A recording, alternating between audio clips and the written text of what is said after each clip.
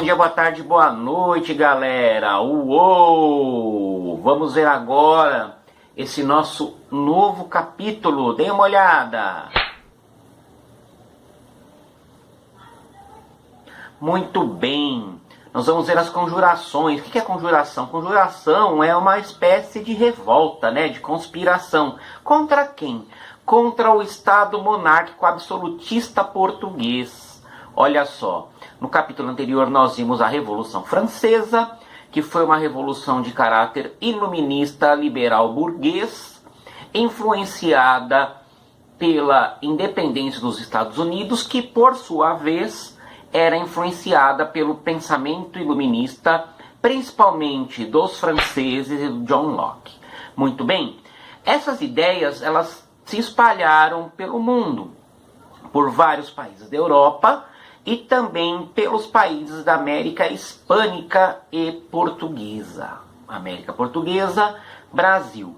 Né? O governo de Portugal era uma monarquia absolutista, onde o rei manda, obedece quem tem juízo. O Brasil não tinha uma constituição, o Brasil tinha ordenações, ou seja, uma compilação, aliás, compilações de ordens dos reis. Os reis estabeleciam o que eles desejavam para determinadas situações, isso era anotado e ia para o livro das ordenações. Nós obedecíamos às ordenações afoncinas do Dom Afonso, ordenações filipinas do Dom Filipe II, quando o Brasil foi parte da Espanha, junto com Portugal, e também as ordenações manuelinas do rei Dom Manuel. Tá? Não tínhamos Constituição. Constituição é um consenso. Representantes do povo votam em leis que vão reger o país de forma democrática. Democracia, se hoje democracia já está difícil, imagina lá no final do século XVIII. Muito bem.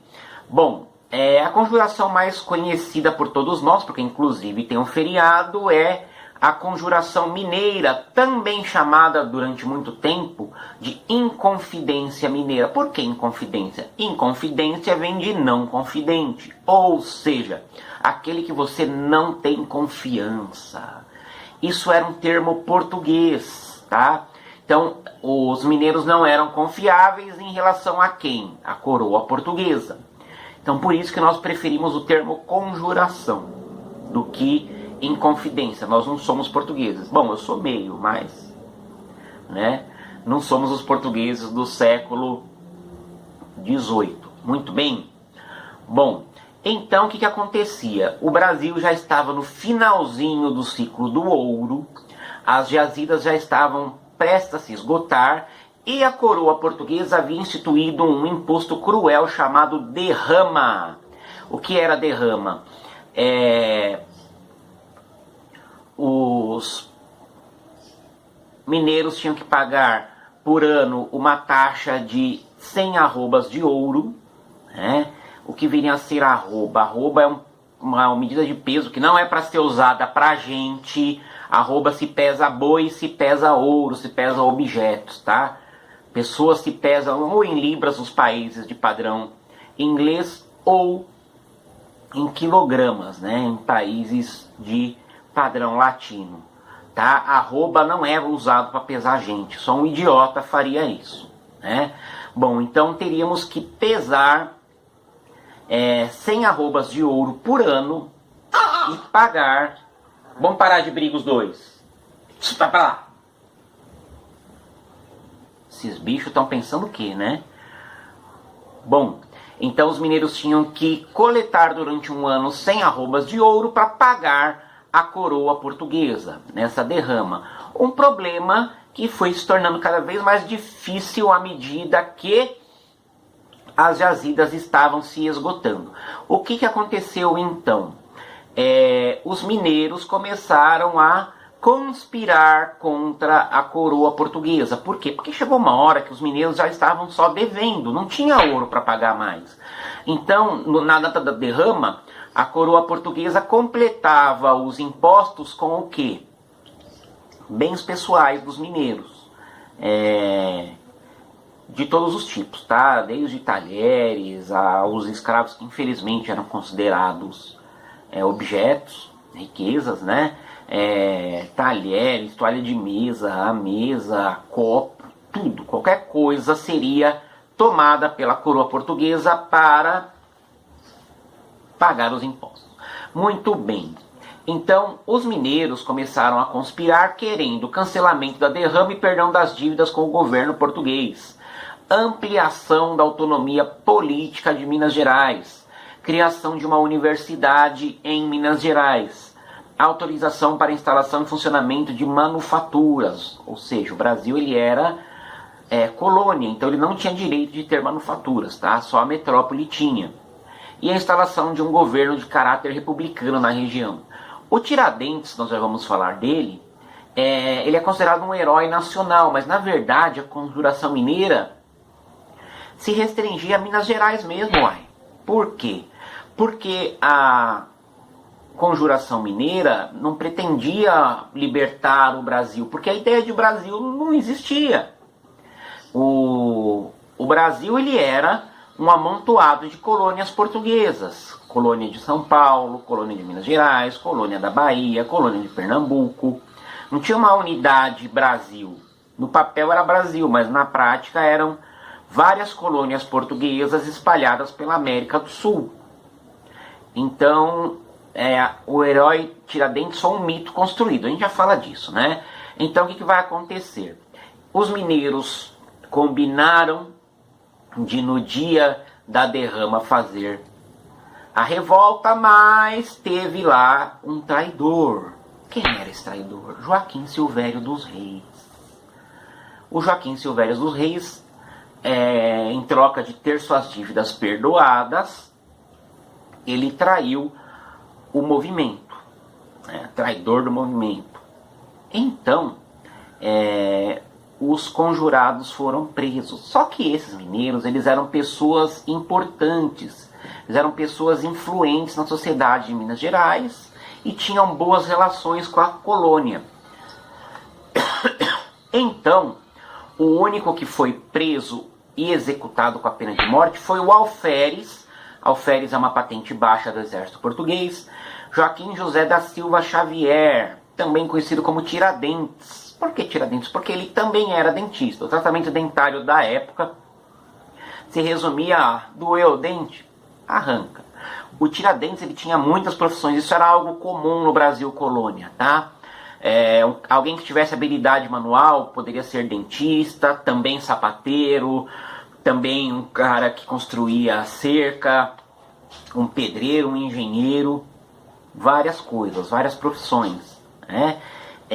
Então, o Tiradentes ele tinha várias profissões, mas a patente dele no exército português era de alferes. E aí é que tá. Tem duas versões para a morte dele. Uma que eu sempre ouvi a vida inteira, que o Joaquim José da Silva Xavier não era rico, por isso era o único pobre, por isso que ele foi executado.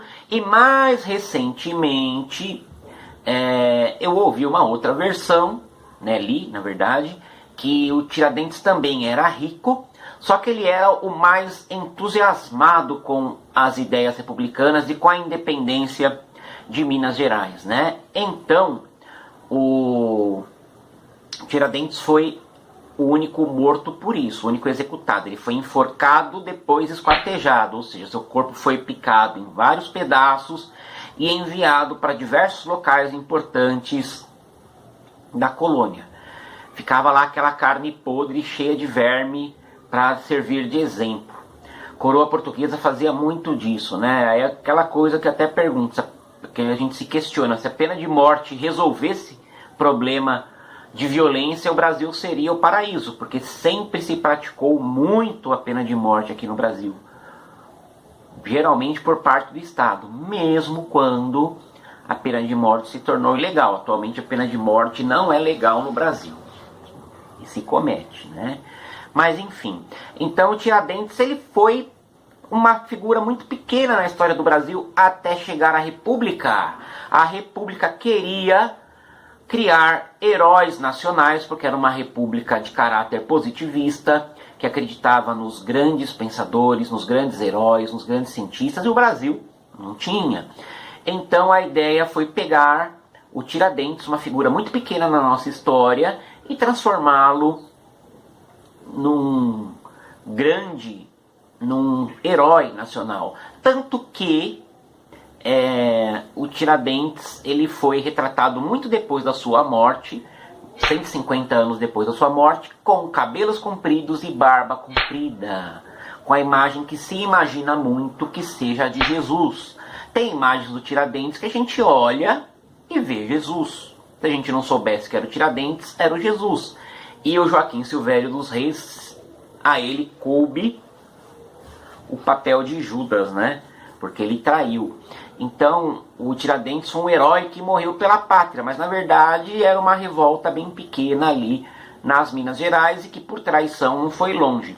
Falando de revolta e falando de traição, a gente vai ver também a Conjuração Mineira. Mas antes, um pouquinho, o Barroco. Barroco foi um estilo que surgiu na Europa, né? Cheio de curvas, muito rebuscado, cada detalhe é muito detalhado. Eu particularmente eu sou fã do período, fã do Barroco, tá? Esse tipo de concepção foi trazida para as artes, para as esculturas, para a música, artes plásticas, enfim, né? Então, literatura. O Barroco no Brasil ele é representado de forma excepcional pelo Aleijadinho, o Antônio... Vamos voltar, esqueci o nome dele. É Antônio Lisboa, isso mesmo, né?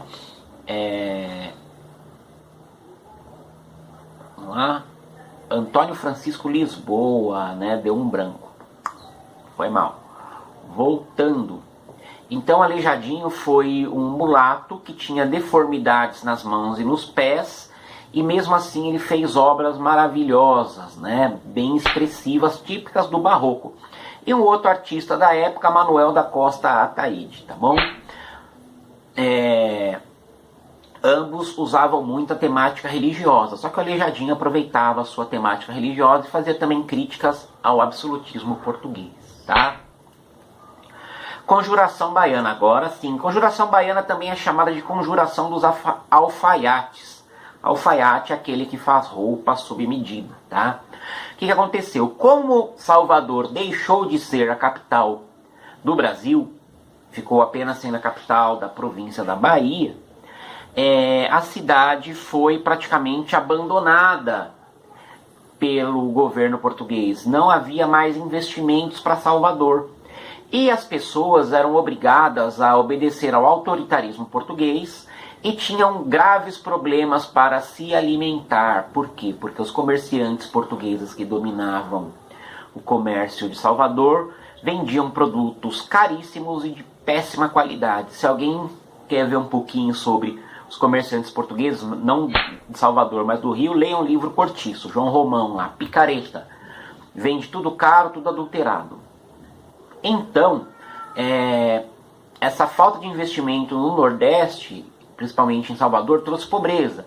Que mais? O açúcar do Nordeste teve uma derrocada em razão do açúcar produzido pelos holandeses nas Antilhas, que era um açúcar melhor e mais barato. Então o Nordeste estava com miséria, estava abandonado pelo governo português. Salvador era uma cidade que as pessoas passavam fome, era uma cidade de uma enorme, como é até hoje, população negra e parda. Naquela época, muitos deles eram libertos, não eram mais escravizados, mas sofriam muito preconceito. Então, o que vai acontecer? As pessoas começam a se apropriar das ideias francesas, né, das ideias iluministas liberais, e começam um movimento para se separar de Portugal. Bahia separada de Portugal, né? Então as ideias eram principalmente, esse é um ponto que difere a Conjuração Mineira da Conjuração Baiana. Os baianos queriam declaradamente o fim da escravidão, tá? Principalmente por quê? Porque Salvador e a Bahia em si é um estado, era uma província, hoje um estado com uma enorme presença negra e parda. Então, decretar o fim da escravidão era a primeira coisa. Proclamar a República Baiense. Deem uma olhadinha aí na bandeira da República Baiense, né? Essas cores ainda são usadas na atual bandeira da Bahia. Bahia. Que mais? E poder comercializar com outros países sem intromissão da coroa portuguesa. O movimento de Minas Gerais era um movimento elitista. Já o movimento baiano era um movimento abrangente, que tinha gente intelectual, que tinha pessoas das classes mais altas, mas o elemento popular era muito mais forte. Por isso, quando houve a traição e os líderes da Conjuração Baiana foram presos, a maioria deles morreu. A maioria deles foi enforcado publicamente. Muitos deles condenados em praça pública para servir de exemplo. Então vocês veem a diferença. Uma conjuração, a mineira, era de elite, só o Tiradentes morreu. A conjuração baiana era popular, muita gente morreu. No Brasil sempre se fez distinção entre pobres e ricos. Muito bem?